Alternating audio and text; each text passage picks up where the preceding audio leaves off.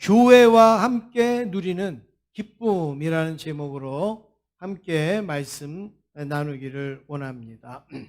오늘 이 본문의 말씀은 처음부터 마지막까지 하나님과 성도의 깊은 사랑, 그리고 깊은 교제, 그리고 축복이 지금 넘치고 있는 아름다운 장면을 지금 보여주고 있습니다. 이 아름다운 이 장면이 펼쳐지는 장소, 그 펼쳐지는 무대가 어딘가? 바로 교회라는 것을 보여주고 있습니다. 하나님은 교회에서 성도를 만나시고, 또 성도들은 교회에서 하나님을 만나게 되는 것입니다. 개인적으로 하나님을 만날 수도 있고, 또 밖에서 하나님을 우리가 경험할 수도 있지만, 하나님께서 우리를 만나시는 아주 주된 통로는 교회에서 만나도록, 교회에서 만나시도록 그렇게 정하셨다는 것을 우리는 기억할 수 있습니다. 그러므로 우리가 하나님을 믿는 성도들에게 있어서 교회는 굉장히 중요합니다. 왜냐하면 교회에서 하나님과 관련된 모든 것이 다 이루어지기 때문에 그렇습니다. 교회를 통하여 하나님을 만나고, 교회를 통하여 하나님의 은혜를 받고, 교회를 통하여 믿음이 자라게 되고, 교회를 통하여 하나님의 축복을 누리기 때문에 교회가 얼마나 중요한지 모릅니다. 그래서 우리가 교회를 위해서 기도도 많이 하셔야 되고, 또 교회를 아름답게 섬기도록 힘쓰어야 될 줄로 믿습니다. 바로 오늘 말씀이 교회를 통해서 하나님과 성도들의 그 아름다운 관계를 잘 보여주는 대표적인 말씀이라고 할 수가 있습니다. 첫 번째로 살펴볼 때 예루살렘을 사랑하는 자, 이런 말씀이 있습니다. 10절 우리 같이 읽겠습니다. 10절입니다. 시작. 예루살렘을 사랑하는 자들이여, 그 성읍과 함께 기뻐하라. 그 성읍과 함께 즐거워하라. 그 성을 위하여 즐거워하는 자들이여, 그 성의 기쁨으로 말미암아 그 성과 함께 기뻐하라. 네. 여기에 예루살렘을 사랑하는 자들이 나옵니다. 예루살렘을 사랑한다, 도시를 사랑한다라는 말인가? 아니면 지역을 사랑한다라는 말인가? 예루살렘을 사랑한다라는 게 과연 어떤 의미가 있을까? 예루살렘이 무엇인데 왜 예루살렘을 사랑한다고 하는가? 예루살렘은 우리가 아시는 대로 이스라엘 민족의 수도입니다. 이 예루살렘이 이스라엘의 수도이기 때문에 중요해서 사랑한다는 게 아니에요. 예루살렘에 어떤 중요한 것들이 많이 있으니까 그래서 사랑한다라는 게 아니에요. 하나님의 성전이 예루살렘에 있기 때문에 그 예루살렘을 사랑한다라는 것이고, 거룩하신 하나님 앞에 그곳에서 예배를 드리기 때문에 바로 예루살렘을 사랑한다라고 말하는 것입니다. 이스라엘 백성들의 중심은 항상 성막에 있었어요. 또 성전에 있었습니다. 그래서 이스라엘 백성들이 광야를 지날 때, 40년 동안 광야 생활을 할 때 하나님이 성막을 만들어라, 그래서 성막을 만들었는데 이 성막이 옮겨지는 거죠. 하나님께서 구름 기둥을 옮겨서 다른 곳으로 옮기시고 또 정착시키고 옮기시고 하는 과정을 40년을 하는데, 모든 백성들이 움직일 때 가장 먼저 이동하는 게 성막입니다. 그리고 정착할 때 가장 먼저 정착되는 게 성막이에요. 그러니까 성막을 따라서 옮기기도 하고 정착하기도 하고, 그리고 성막이 딱 정착이 되어지면 각자 집을 다 이제 천막을 치는데 약 200만 명이라고 하지 않습니까? 그러면 천막이 얼마나 필요하겠어요? 어마어마하게 많이 필요하죠. 그러면 자기의 천막을 딱 쳤을 때 아침에 천막을 딱 걷고 나오면 가장 먼저 뭐가 보여야 되느냐? 성막이 보여야 됩니다. 이들의 신앙이에요, 이들의 신앙. 그러니까 앞집, 옆집 다 피해가지고 성막이 보일 수 있도록 그렇게 천막을 쳤다는 거죠. 왜 그런가? 항상 이들의 중심은 거룩하신 하나님이 중심이었기 때문에 성전에 계신 하나님, 성막에 계시는 그 하나님을 늘 눈으로 보면서, 늘 눈으로 만나면서 이들은 생활을 했던 것입니다.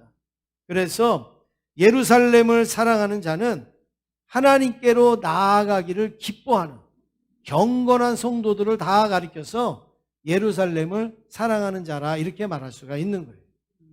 지역을 사랑하는 게 아니에요. 도시를 사랑하는 게 아니라 그 예루살렘 성전에 또 임재하시는 그 하나님 앞에 나아가는 그 성도들을 말하고 있는 것이죠. 그래서 예루살렘을 사랑하는 자는 평생의 주인이시고 그리고 삶의 목표이신 하나님을 열망하고 갈망하고 사랑하는 사람들이다. 이렇게 정의를 내릴 수가 있는 겁니다. 오늘 이 예루살렘을 사랑하는 사람들이 바로 저와 여러분이 된 줄로 믿습니다.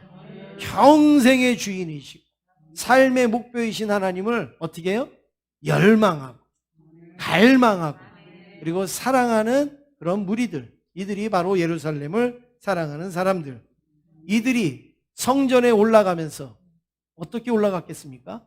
노래를 부르며 올라갔다. 성전에 올라가면서 무슨 노래를 불러? 오늘 이 본문의 내용을 부르면서 올라갔다는 거예요. 노래를 부르면서 성전에 올라갔는데 신실한 이 히브리인들은 적어도 3차례 예루살렘에 올라갔다고 합니다. 봄에는 유월절, 그리고 초여름에는 오순절, 그리고 가을에는 초막절 절기를 지키기 위해서 예루살렘으로 올라가는 것이죠. 그때마다 그냥 올라가는 게 아니에요. 그때마다 털레털레 그렇게 올라가는 게 아니라 그때마다 성전에 올라가는 노래, 오늘 이 본문의 말씀을 부르면서 찬송을 하면서 그렇게 올라가는 것이죠. 폴 투르니에라는 이 영성 철학자는 시간과 시간 사이를 낀 시간이라 이렇게 이야기를 했습니다. 낀 시간. 낀 시간을 이야기했는데 여러분 이 낀 시간은 뭐냐면 의심을 벗어나 믿음에 도달하기까지의 시간이다. 이제 이게 철학적인 논리이기 때문에 약간 어려울 수 있지만 쉽게 설명하면 이런 겁니다. 낀 시간은 뭐냐? 오늘 예배 드리는 시간, 그리고 다음 주에 예배를 드리는 그 시간, 그 사이에 벌어지는 시간이 낀 시간.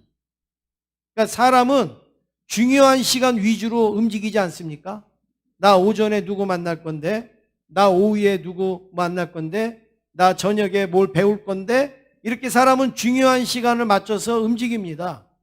그 중요한 시간과 중요한 시간 사이에 있는 시간, 이것을 이 신학자는 낀 시간이다 이렇게 표현해요. 낀 시간.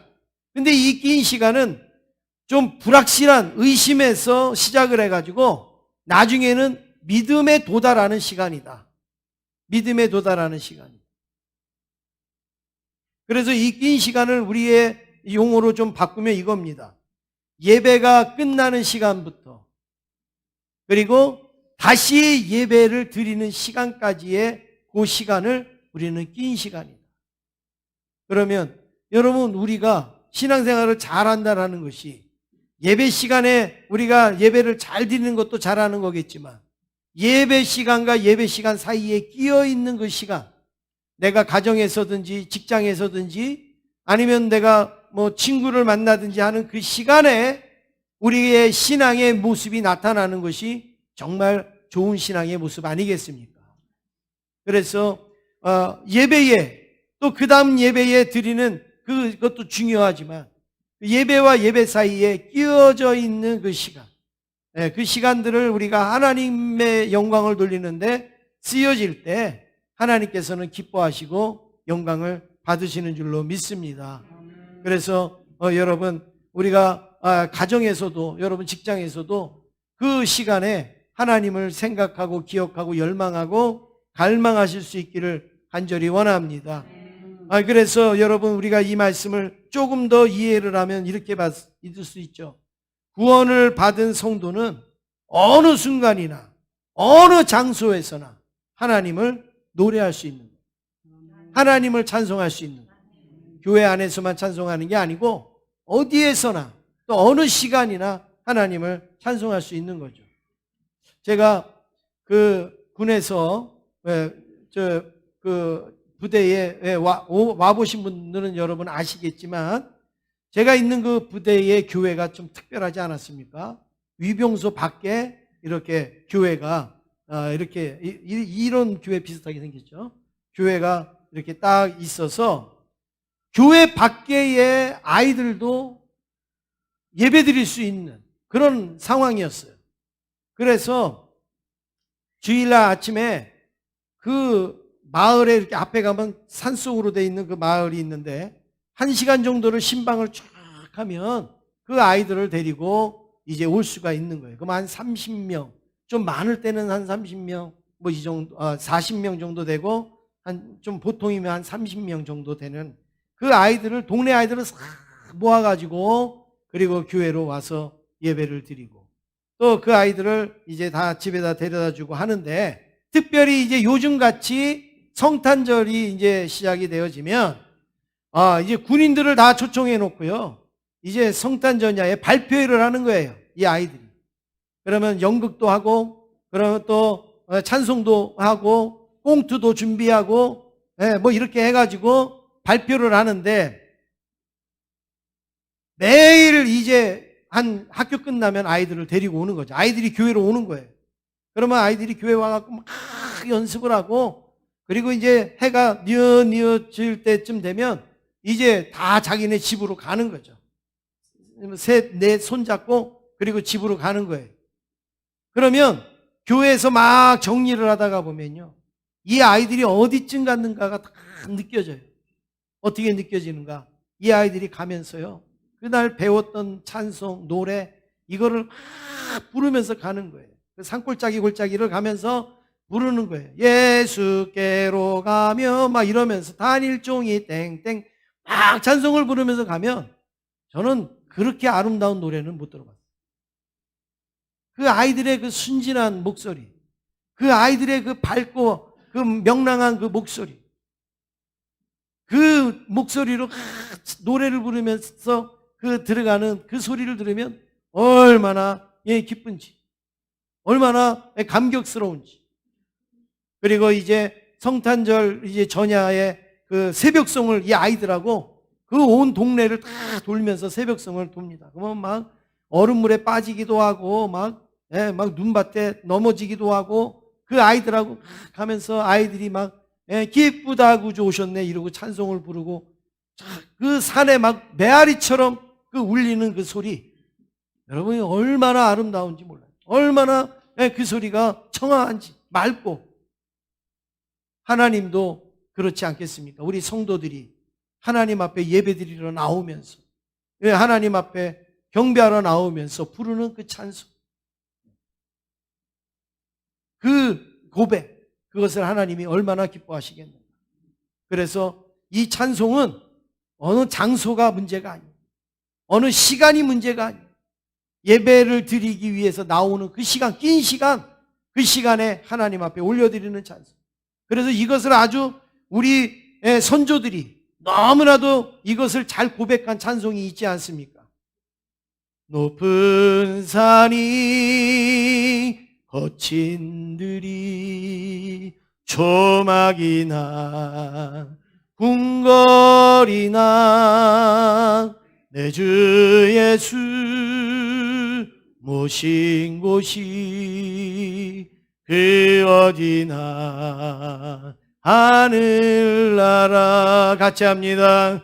할렐루야 찬양하세 내 모든 죄 사함받고 주 예수와 동행하니 그 어디나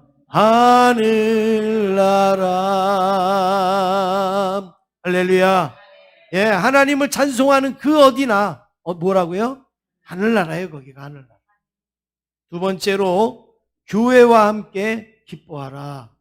오늘 10절 말씀에 보면 예루살렘을 사랑하는 자들이여 이러면서 기뻐하라 기뻐하라 기뻐하라 이 말씀이 몇 번 기록되어져 있죠? 3번 기록되어 있습니다. 기뻐해라 기뻐해라 기뻐하라 이게 3번 나와요. 또 즐거워하라 이 단어도 한 번 나옵니다. 그러니까 즐거워하라 기뻐하라 다 같은 말로 따지면 4번이 한 절에 기뻐해라 즐거워해라 이게 나온단 말이에요. 그런데 여기에 아주 의미 있는 단어가 있습니다. 무슨 단어가 있죠? 어떻게 기뻐하라고요? 어디서 기뻐하라고요? 그 성읍과 함께 기뻐해라. 그 성과 함께 기뻐해라. 흔히 우리가 알기에는 하나님과 함께 기뻐해라. 그렇죠? 주님과 함께 기뻐해라. 뭐 이렇게 우리가 쉽게 말할 수 있는데 오늘 여기에서는 힘들게 성읍과 함께 기뻐하라는 거예요. 성과 함께 기뻐해라. 아니 성읍에 뭐가 있는데 기뻐하냐 이거.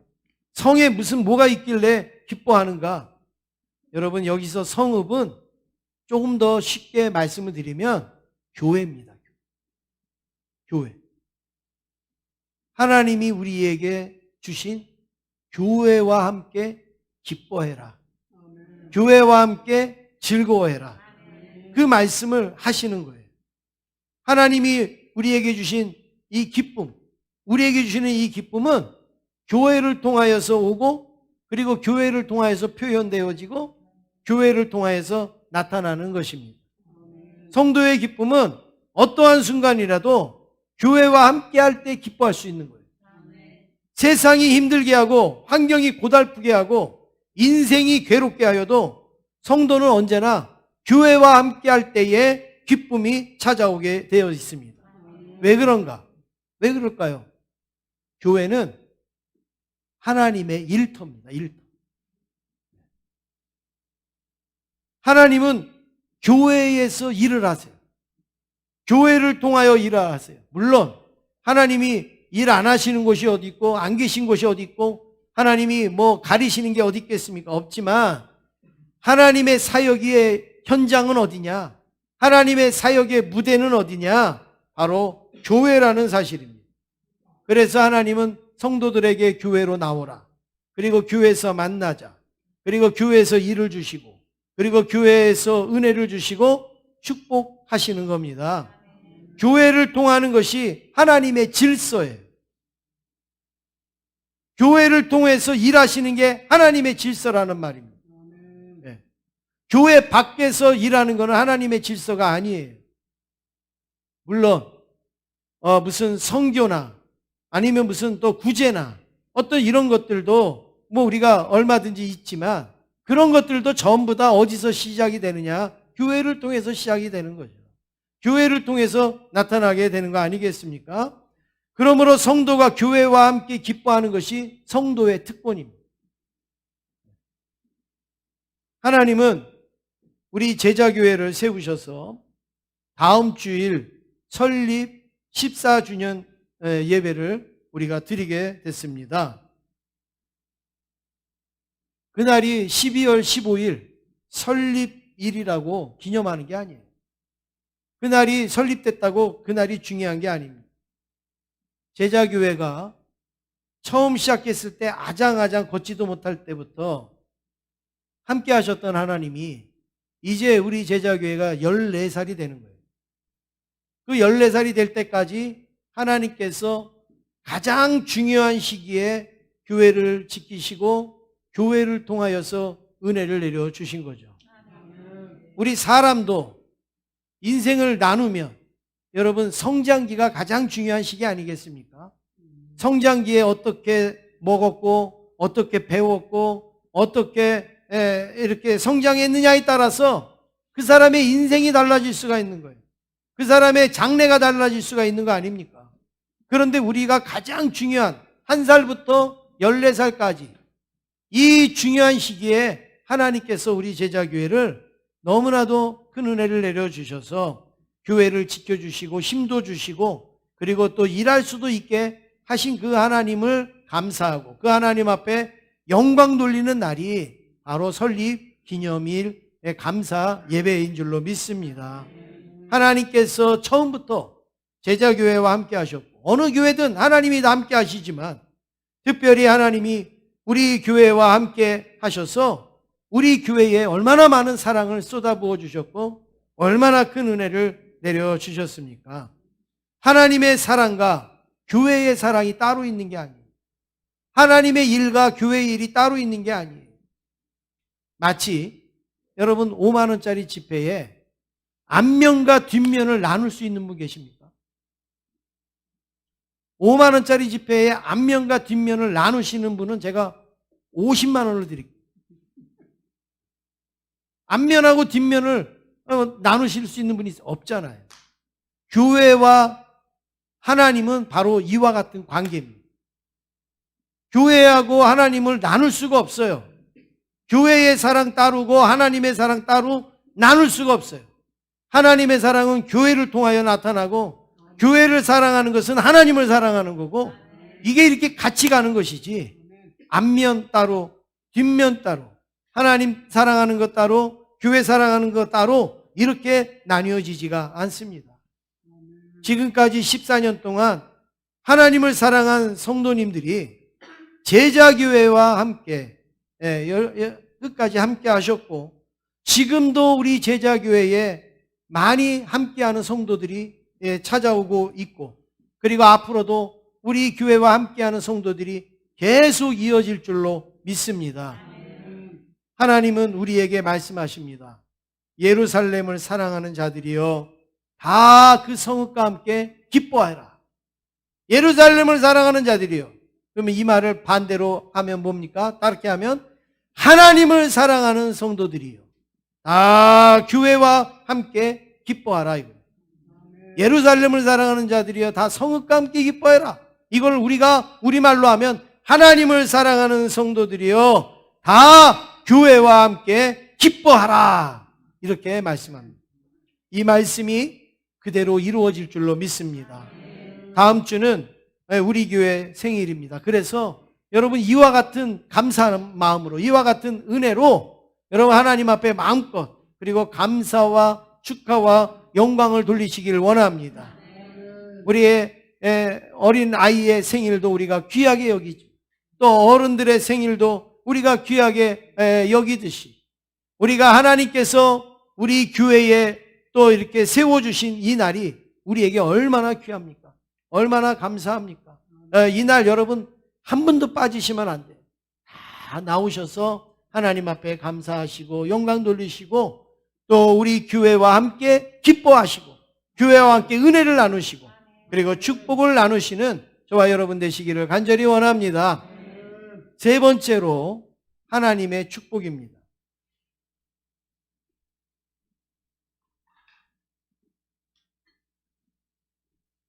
하나님을 사랑하는 성도들에게 하나님은 교회를 통하여 축복을 해 주십니다. 축복도 하나님이 교회를 통해서 축복해 주십니다. 우리가 가끔 교회와 상관없는 하나님의 은혜, 교회와 상관없는 기도, 교회와 상관없는 축복, 이것을 말하는 분들이 가끔 있습니다. 여러분 그렇지 않습니다. 아까도 말씀드렸듯이 교회를 통하는 게 하나님의 질서예요. 하나님의 질서. 네. 교회를 통하여서 하시는 것이 하나님의 정석입니다. 쉽게 얘기하면 이겁니다. 도자기를 만드는 도공이 있습니다. 이 도공은 그냥 지능만 있으면 아주 예쁜 그 도자기를 만들어요. 그렇겠죠?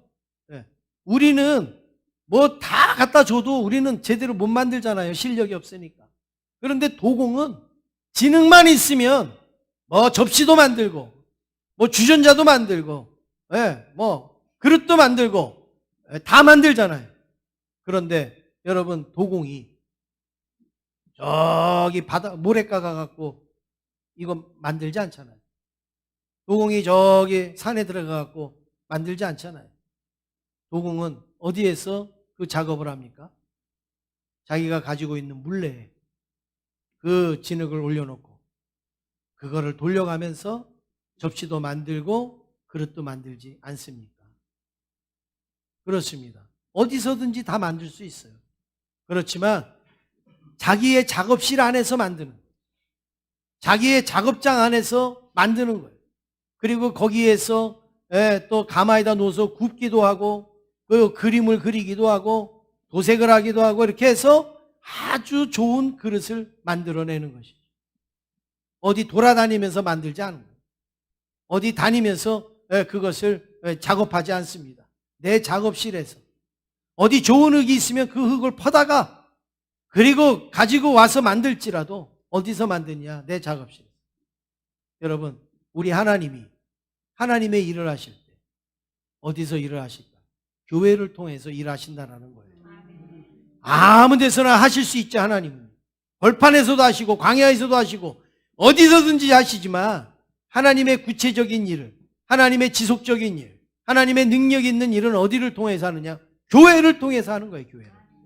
이 제자교회를 세워주신 것은 사람이 여기 그냥 모여라 그래서 세워주신 게 아니에요. 하나님이 여기서 하실 일이 있으시단 말이죠. 하나님이 여기서 하실 작업이 있으시단 말이에요.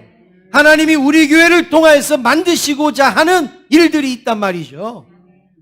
그래서 저와 여러분을 이곳에 불러주시고 그 하나님의 일을 하도록 그렇게 질서를 삼아 주신 거예요.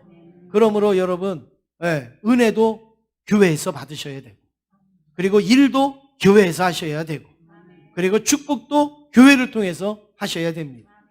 저는 목사도 그런 생각합니다. 여러분, 목사가 내 교회에서 가장 좋은 말씀을 전해야 되고, 가장 열심히 기도해야 되고, 가장 힘있게 일을 해야지 그게 좋은 목사 아니겠습니까? 교회는 간판만 걸어놓고 밖에 다니면서 딴 데 가갖고 다 뭐 은혜 끼쳤다고 그러고 다른 데 다니면서 무슨 일을 한다고 그러고, 여러분 그게 무슨 의미가 있겠어요? 내 교회에서 영향을 다하고 내 교회에서 힘을 다하고 필요하면 바깥에도 나가는 것이지, 내 교회에서는 그냥 간판만 걸고 그리고 나가서 내 일만 한다면 여러분 그게 무슨 의미가 있겠습니까? 성도도 마찬가지. 밖에 가서 다른 데 가서 은혜 받고 교회에 와서는 그냥 앉아있고, 여러분 그런 성도가 만약에 있다면 여러분 우리의 신앙생활이 굉장히 잘못된 것이죠. 은혜는 어디서 받아야 되느냐? 교회에서 받아야 되는 거예요. 일은 어디서 해야 되느냐? 교회에서 일하는 거예요. 밖에 일을 하더라도 어떻게 해요? 교회를 통해서 밖에 일을 하는 거예요. 선교를 해도 교회를 통해서 선교를 하는 거예요. 하나님의 작업장이 교회의 교회. 특별히 우리에게 제자교회를 하나님이 허락해 주셔서 이곳에서 우리가 하나님의 은혜도 그리고 일도 경험하면서 행하게 될 줄로 믿습니다. 그러면 이런 교회에 하나님이 어떤 축복을 주시는가? 첫 번째로 만족입니다. 만족. 11절 말씀 함께 읽겠습니다. 11절입니다. 시작.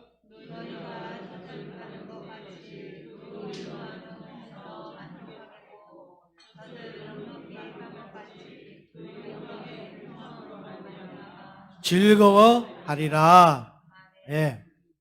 뭐 우리 남자들이나 저는 잘 모르지만 통상적으로 이 젖을 빠는 이 아이, 그 아이가 아주 그것을 만족스럽게 먹은 다음에의 그 만족감, 이것을 세상의 어떤 것보다도 만족감을 표현할 때 이걸로 표현하지 않습니까? 그렇죠? 이 세상에 여러분 누가 만족을 합니까? 이건희 회장이 만족을 하겠어요? 대통령이 만족하겠어요? 어느 대통령이 야 나는 대통령 이제 이걸로 만족하다 이렇게 하는 사람이 어디 있습니까? 다 아쉽기도 하고 또 더 하고 싶기도 하고 뭐 이렇겠죠. 금메달을 10개를 땄다고 만족하겠어요? 아니죠. 이 세상에는요 만족하는 게 없어요. 그런데 오늘 여기에 말씀에 하나님을 사랑해서 그리고 교회를 통하여서 기쁨과 즐거움을 얻는 심령에게 이렇게 엄마의 젖을 완전히 다 먹고 난 그 아이가 만족하는 것 같은 만족감을 우리에게 주신다. 이렇게 성경에서 말씀하고 있습니다. 여러분, 우리가 이런 하나님으로부터 은혜를 받고 이런 만족감을 누리는 축복을 받으시기를 간절히 원합니다. 이것을 아주 너무너무 나는 만족합니다. 이것을 너무너무 잘 표현한 그 그 사람이 있어요. 다윗이 뭐라고 고백했습니까? 시편 23편 1절에 여호와는 나의 목자시니 내가 부족함이 어때요? 없다. 부족함이 없습니다. 부족함이 여러분, 이게 얼마나 놀라운 고백입니까? 지금 여러분에게 한번 물어보면 여러분들이 부족함이 없겠어요? 다 있겠죠. 나는요 건강이 좀 부족해. 나는요 좀 물질이 좀 부족해. 나는 좀 우리 가족이 좀 관계가 좀 부족해요. 다 부족함이 있어요. 그런데 다윗은 뭐라고 고백하느냐? 여호와가 나의 목자이기 때문에 나는 부족함이 없습니다. 이건 만족합니다보다도 더 큰 표현이 부족함이 없습니다. 하나님을 사랑하고 그 성읍과 함께 기뻐하는 자에게 하나님은 이런 만족감을 주시는 축복을 주신다는 거죠. 두 번째는 평강의 축복입니다. 평강의 축복. 12절 함께 읽겠습니다. 12절입니다. 시작. 여호와께서 이와 같이 말씀하시되 보라, 내가 그에게 평강을 강같이 그에게 문 나라의 영광을 넘치는 시내같이 주리니 너희가 그 성읍의 젖을 빨 것이며 너희가 옆에 안기며 그 무릎에서 놀 것이라. 네, 하나님이 그 교회와 함께 기뻐하는 성도들에게 어떤 축복을 주신다고요? 평강을 주신다. 강같이 흐르는 평강을 주신다. 그래서 우리 찬송에도 내게 강 같은 평화, 이런 찬송을 우리가 많이 불렀지 않습니까? 강 같은 평화를 주신다. 우리는 강을 보고 그렇게 평강하다 이걸 잘 못 느껴요. 우리는. 그런데 이 말씀을 기록한 이 팔레스타인 지역의 사람들은 강을 보면요 너무너무 평강한 거예요. 왜냐하면 맨날 메마른 광야와 황무지 이런 것만 보다가 그 가득 찬 강이 쫙 흘러가는 걸 보면 너무너무 평강을 느끼는 거죠. 우리는 뭐 어디 가든지 다 강이 있으니까, 한강, 낙동강 뭐 너무 많이 있으니까 우리는 이게 뭐 그렇게 평안하다 이런 걸 못 느껴요. 오히려 홍수가 나서 넘치면 이거 무섭다 우리는 이렇게 생각하지만 이들은 그게 아니라 강이 막 장일하게 있으면 그냥 넘치는 그 평강을 느끼는 거죠. 하나님을 섬기고 하나님의 축복을 받는 자들에게 하나님은 이런 평강을 주신다라는 말씀입니다. 그래서 여기서 평강이라는 단어는 그냥 평탄하다, 아무 문제 없다, 아무 일 없다, 그냥 무탈하다, 걱정 없다, 그런 내용이 아닙니다. 환난도 있고 그리고 시련도 있고 그리고 역경도 있지만 그런 가운데서도 하나님을 바라보고 하나님의 붙들림을 받음으로 평강한 것, 이것을 우리는 평강이라 이렇게 말하는 거예요. 하나님 나 평강을 주세요. 내 옆에 있는 이 문제도 해결해 주시고 이 문제도 해결해 주시고 이것도 다 사라지게 해주셔서 평강해 주시고, 그게 아니에요. 우리가 믿는 평강은 그게 아니라 옆에 뭐 별별 일들이 다 있어요. 내가 막 몸이 아플 수도 있어요. 물질적으로 고통을 당할 수도 있어요. 사람과의 관계에 힘이 들 수도 있어요. 그런데도 하나님이 주시는 그 평강, 강과 같이 잔잔한 그 평강, 이것을 지금 말씀하고 있는 겁니다. 마지막으로 세 번째, 위로입니다. 위로. 하나님이 주시는 축복은 위로의 축복입니다. 13절 말씀 함께 읽겠습니다. 13절입니다. 시작. 어머니가 자식을 위로한 같이 내가 너희를 위로할 것인즉 너희가 예루살렘에서 위로를 받으리니. 예. 여러분 속상할 때 누구하고 이야기하죠? 친구하고. 그렇죠? 여러분 힘들 때에 누구한테 위로받으려고 합니까? 친구들, 또 이웃들. 요즘 아이들이 가장 내 고민을 상담하고 싶은 사람, 그리고 내 문제를 터놓고 싶은 사람으로 1등이 누구냐면 친구. 근데 여러분, 우리 아이들이 어떻게 보면 여기도 우리 학생들이 있는데 여러분 참 그래서 아이인가 봐요. 그래서 좀 아이인 것 같아요. 왜 그런가? 친구들한테 내가 고민을 털어놓고 이야기하는 게 가장 좋지만 그 친구들한테 무슨 해답을 얻는가요? 못 얻어요. 그냥 동질감은 얻을 수 있고 동의는 얻을 수 있고 그리고 그냥 마음이 후련해지고 편안함은 얻을 수 있지만 사실 진짜 어떤 해결책을 얻느냐? 그러지는 못해요. 해결책 방법은 없어요. 근데 그냥 내 마음 이해해준다. 내 마음 알아준다. 뭐 이거지. 그 친구가 어떤 나의 어떤 모습, 다른 것을 뭐 바꿔줬다든지 뭘 어떤 제시를 해줬다든지 그러지 못하잖아요. 그런데 그렇게 친구들하고 내가 속상한 것을 이야기를 했다가도 그리고 이제 여러분 집으로 들어가면 어머니가 위로해주는 그 위로가 정말 위로가 되잖아요. 예. 정말 힘이 되잖아요. 그래서 여러분 여기에 계시면 어머니가 되시는 분도 계시고 또 어머니를 또 바라보는 분도 계시지만 여러분 어머니가 자녀들한테 정말 중요한 위로를 해줄 수 있는 어머니가 될 수 있도록 여러분 기도하시기를 바랍니다. 아버지도 마찬가지예요. 내 자녀가 진짜 고민하고 걱정하고 염려할 때 정말 내가 시원하게 위로해주고 그리고 미래를 보여줄 수 있는 부모가 될 수 있도록 여러분 기도하시란 말이에요. 왜냐하면 어머니의 위로보다 더 좋은 위로는 없어요. 저도 가끔 어렸을 때 친구들하고 속상하고 어떤 어렵고 진로의 문제 때문에 힘들고 어려울 때 이제 친구들하고 아무리 얘기해도 그냥 그 시간에는 좋지만 해결 방법이 없잖아요. 그리고서 집에를 딱 들어가면 우리 어머니가 그런 이야기를 다 듣다가 그냥 한마디 툭 던지고 들어가세요. 신경 쓴다고 되는 거 아니야. 빨리 가서 자. 뭐 이런다든지. 그냥 그렇게 했는데 여러분 그게요. 얼마나 큰 위로가 되는지 몰라요.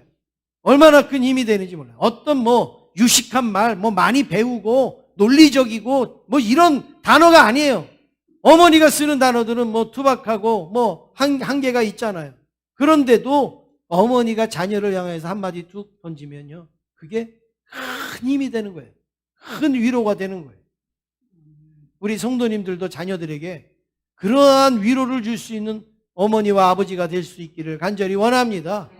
기도하면서 하나님 앞에 구하세요. 그러면 하나님께서 정말 내가 알지도 못했고 내가 표현할 수도 없는 표현들을 아마 할 수 있을 거예요. 그래서 어머니의 위로, 오늘 여기 13절에 어머니가 자식을 위로함 같이 내가 너희를 위로할 것이다. 어머니가 자식을 위로하는 위로가 너무 크단 말이에요. 그런데 어머니가 자식을 위로하는 것보다 더 큰 게 있어요. 그게 뭐예요? 하나님의 위로. 하나님의 위로. 정말 하나님의 위로는 놀랍습니다. 하나님의 위로는요, 정말 큽니다. 어떻게 내 마음을 그렇게 잘 아는지, 어떻게 내 사정을 그렇게 잘 아시는지, 어떻게 나의 삶을 그렇게 잘 아시는지, 하나님이 주시는 그 위로는요, 이 세상의 어떤 것하고도 바꿀 수가 없는 그런 위로. 하나님, 아버지, 이 한마디 했는데 벌써 내 마음이 다 해결돼 버리는 거예요. 내 마음이 다 녹아지는 거예요. 내 마음에 막 힘이 생기는 거예요. 하나님의 위로가 얼마나 이런 축복을 하나님이 주신다라는 거예요. 사랑하는 성도 여러분, 하나님은 하나님을 사랑해서 찬양하고 그리고 노래 부르는 심령들에게 만족감을 주신다. 그 다음에 위로함을 주신다. 그 다음에 평강을 주신다라고 말씀하고 있습니다. 하나님은 이런 축복을 어떻게 주시는가? 교회를 통해서 주시는 거예요. 여러분, 교회 생활을 잘 하셔야 됩니다. 교회 생활을 잘 하신다는 것은 교회가 눈물을 흘릴 때 같이 눈물을 흘리고 교회가 기뻐할 때 같이 기뻐할 수 있는 것. 그게 교회 생활을 잘 하시는 겁니다. 교회 생활이 어정쩡하면 여러분 하나님의 은혜와 축복도 어정쩡해지는 거예요. 교회의 생활에 여러분 불편하면 하나님의 은혜와 축복도 불편하게 느껴질 수밖에 없어요. 여러분 다 경험해 보셨잖아요. 교회 생활을 내가 잘 만들어야 돼요. 교회 생활을 아름답게 만드셔야 돼요. 만약에 내가 교회 생활이 바르거나 바르지 못하거나 또 기쁨이 없거나 감사가 없으면요, 기도하셔야 되는 거예요. 왜냐하면 하나님은 교회를 통해서 우리에게 은혜와 평강을 주시기 때문에 그렇습니다. 나도 노력해야 된다는 거예요. 나도. 교회도 노력해야 되지만 우리 자신도 노력해야 되는 거예요. 내가 교회에 어정쩡하게 생활을 하면서 하나님이 교회를 통해서 나한테 충만한 은혜를 주신다? 여러분, 이게 가능하겠습니까? 아니죠. 내가 교회 생활을 열심히 하고 내가 믿음 생활을 열심히 하고 하나님 앞에 우리가 교회를 통해서 기쁨도 얻고 그리고 헌신도 하고 섬길 때에 하나님은 교회를 통하여서 풍성한 은혜를 허락하여 주신단 말이죠. 이제 올해가 다 가고 이제 내년이 이제 준비되고 있는데 여러분, 올해 어정쩡하게 신앙생활 하신 분 내년에 좀 한번 멋있게 한번 신앙생활을 해보세요. 하나님께서 오늘 주시는 이런 축복을 주시는가 안 주시는가를 한번 여러분 보세요. 그러면 하나님께서 넘치는 은혜를 내려주세요. 어떤 성도님은 가끔 본인이 말하고 본인이 대답하는 성도님이 가끔 계세요. 요즘 아주 제 생활이 아주 엉망이에요. 요즘 아주 제 생활이 아주 정신이 없어요. 그러면서 뭐라 그러냐? 내가 신앙생활을 이렇게 하는데 뭐 정신이 있겠어요? 본인이 말하고 본인이 대답하고 그래요. 그러면 저는 그냥 끄떡끄떡거리기만 하고 있는데 여러분, 교회 생활이 좋으면요, 우리의 인생에 우리의 삶의 모든 질서가 좋아집니다. 믿고 해보세요. 믿고 기도하세요. 그러면 하나님께서 교회와 함께 기뻐하는 저와 여러분 되기를 만들어 주실 줄로 믿습니다.